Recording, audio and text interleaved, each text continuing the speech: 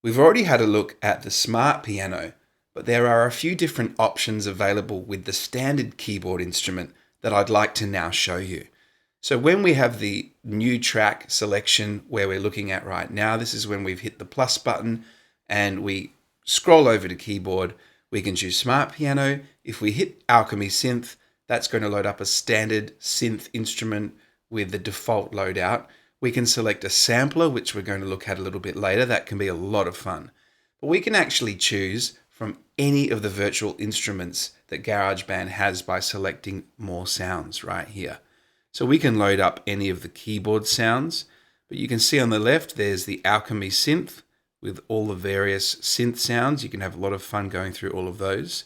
Some classic synths, some basses, and under other you can even load up some brass, some woodwind, strings, and even those electric guitar sounds that we were looking at in previous videos, and we can then play them in on the keyboard instrument. So for the moment, I'm going to select the standard grand piano, and then when I click on it, that will now load that up and I can play that instrument. And we can hold our finger down for chords. And this is a polyphonic instrument, which means we can play and hold down as many notes at once as we want. You'll notice there is a letter there, C4, C3, and as we move up and down the keyboard, down to the lower end, these are actually the MIDI notes. So if you're familiar with MIDI, you'll know that the MIDI notes are given the actual note, C, and 4 is the octave. So this is the middle C. If we were to select this middle button and switch it from glissando to scroll, when we go side to side, we actually move up and down the length of the whole keyboard. So this takes us all the way down even to minus notes on this particular keyboard. Extremely low. A normal keyboard will have only 88 keys. So if I was to select that back to glissando, when I move side to side, it will play the notes. It won't let me scroll up and down the keyboard. Another way to change the octave of the keyboard is with these two arrows right here. If I click down, that will change the octave -1. And again, if I click the upward arrow a few times, I'll go plus a couple of octaves. So that will change the octave for us, and you'll see that the note, the C note, changes. There we are, back at middle C. So we also have a sustain pedal, which we can hold down with our finger, and that will hold those notes. And we can slide that to the right to lock the sustain in. You'll hear those notes will sustain now. That's as if we had our foot down on the pedal. And we also have the ability, like with the other smart instruments, to lock into a scale. So you can't hit a wrong note. And you can select from any number of scales, a Dorian. That's a standard C major scale, but with a flat 7, if you know about music theory. This would be basically all the white notes on a piano apart from one. We also have an arpeggiator here, and we did have a look at that in a previous video, but if I have that on and hold a chord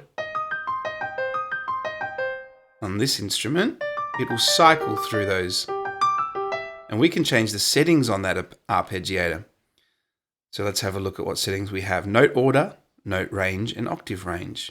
So with the note order, at the moment it is as played. So if I put my finger down on the C, and then the E flat, and then the G, it will play in the order that my hand went down on the piano. But if we change that note order, we can go only up. And we can hold as many notes as we want. That's a G minor 7 scale. And with this latch button,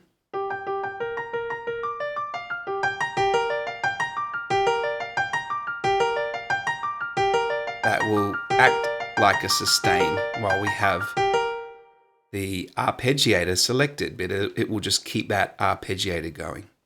So we have some other options here from top to bottom, up and then down. So that's like the ping pong setting on the beat sequencer, and we can have it random. Let's go up and down. And the other settings on the arpeggiator are the note rate. So we can change the speed. We can make it a lot faster, make it 32 notes.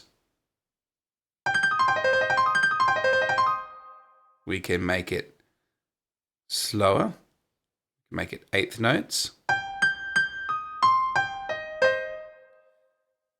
I like to usually use 16th notes on an arpeggiator, but it really depends on the song you're making and the sound you're looking for.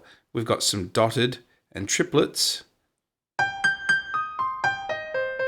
So these are different time variants. I'm going to keep that on 16th notes straight at the moment.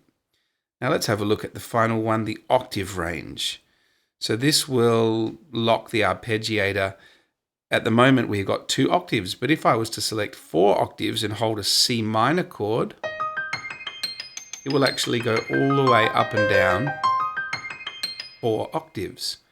Or I can keep it to only 1 octave if I just want that octave that I'm in at the moment.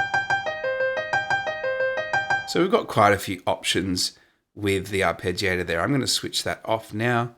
And of course, we can always switch over to the smart piano instrument using this icon right here. So that's everything you need to know about the keyboard instrument in GarageBand for iPhone and iPad.